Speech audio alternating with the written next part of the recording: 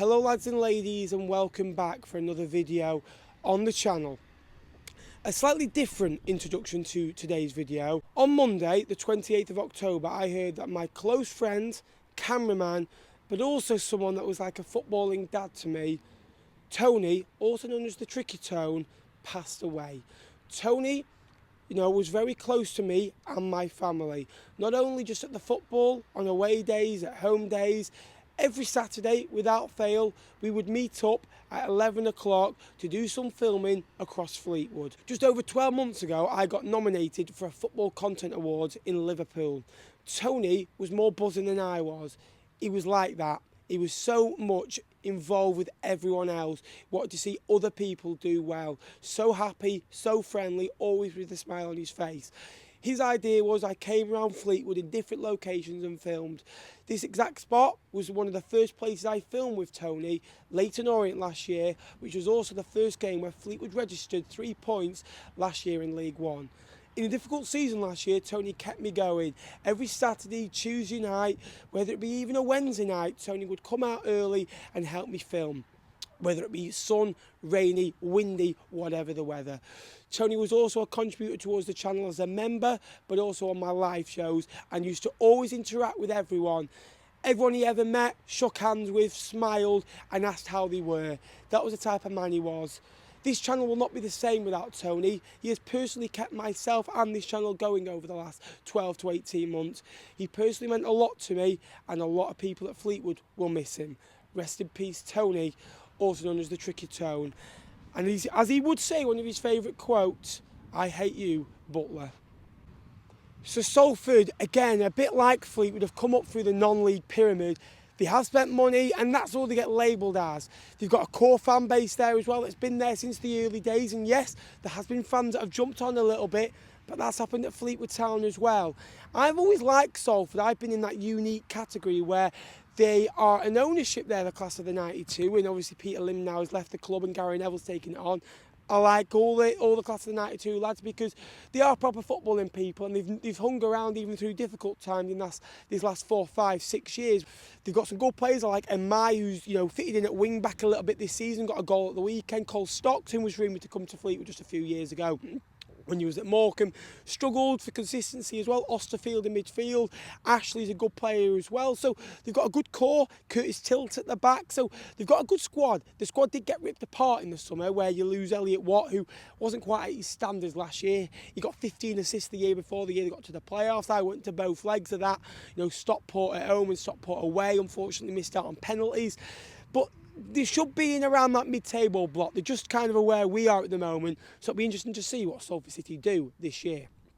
If you are new to the channel, please give us a like, please subscribe. Can we go for 250 likes on this one? We are so close to 16,000 subscribers now. So if you could subscribe, it would mean an awful lot to me. This is your home of League One, but also League Two content. Fleetwood, no win in 4. 1 goal in 4 since, we scored 6 away at Walsall. So hopefully the goals can come again tonight against a stubborn Salford team. Carl Robinson, just over 12 months ago, was nearly Fleetwood manager. I wouldn't swap now from Charlie Adam. I really like what he's about. I like his identity. However, the last few games, we've hit a stumbling block, but we're a young team. We're still learning. Plenty of work to be done, but this is just the start of this young, hungry and improving team.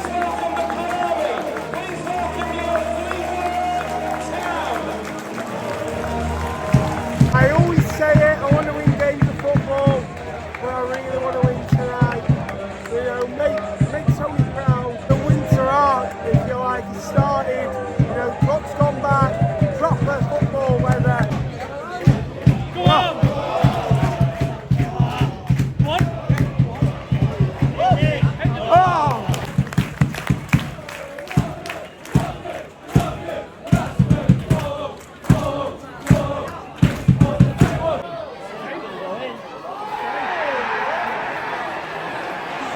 So predictable, that.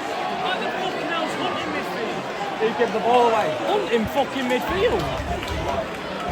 Fucking dopey bastard. I think it was Mackenzie Hunt who gave the ball away, and Ben Woodburn, who played for Liverpool at a young age, struggled at loan spells at Blackpool and Preston, and went to Salford to revitalise his career. And done okay so far. Picks the ball from, I'd say, probably about 30, 32 yards out. So going back to when fans were admitted back in from 21-22, Fleetwood have only won 19 out of 74 home games, drawn 24 and lost 31 of those, by the way.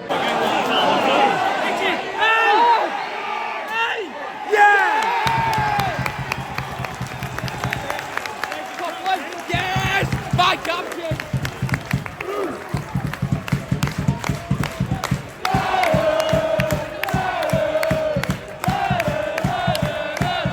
Well, it's 1-1 and a ball over the top. CJ Cole Johnston gets on it. He's been so good in these last 3 or 4 games getting forward. Bail away, he scored. Should have scored against Crewe. Had a good opportunity away at Newport.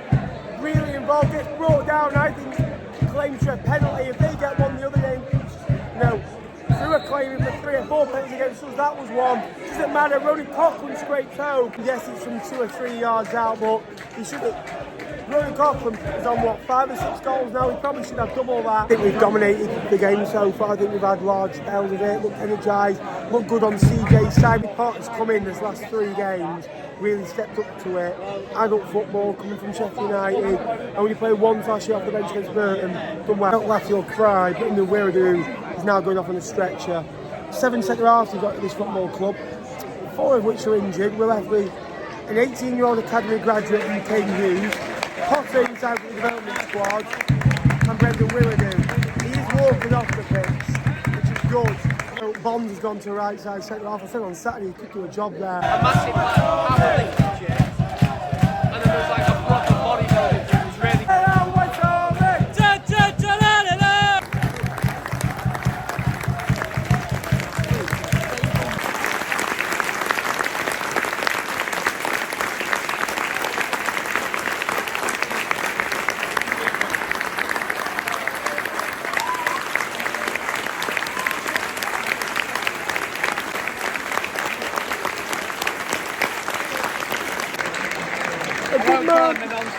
taken way too early. I wouldn't be stood here if it wasn't for him. What he did for this channel is unbelievable. And I can't thank him enough. Rest in peace, Tony. football. Yes! Oh! Yeah! Get it!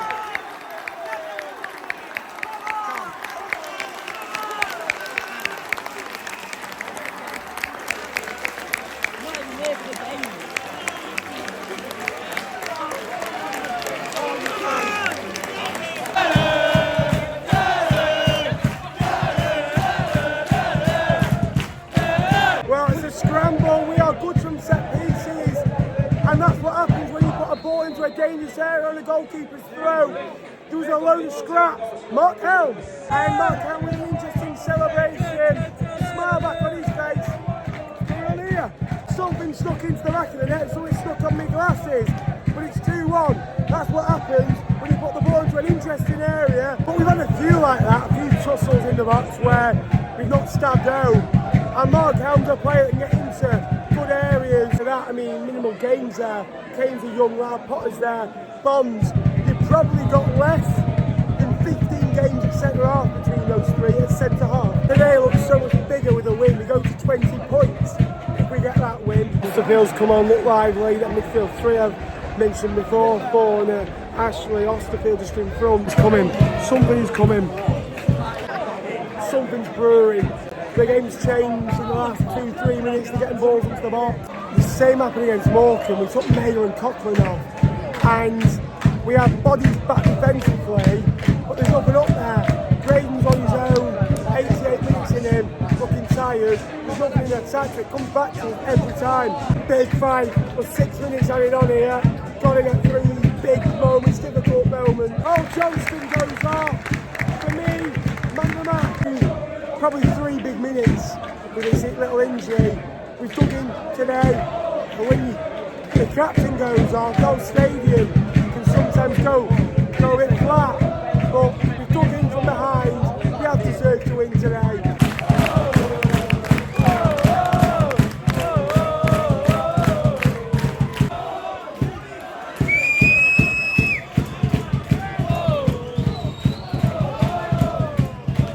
go. Blessing the bastard! Shit. Fuck off!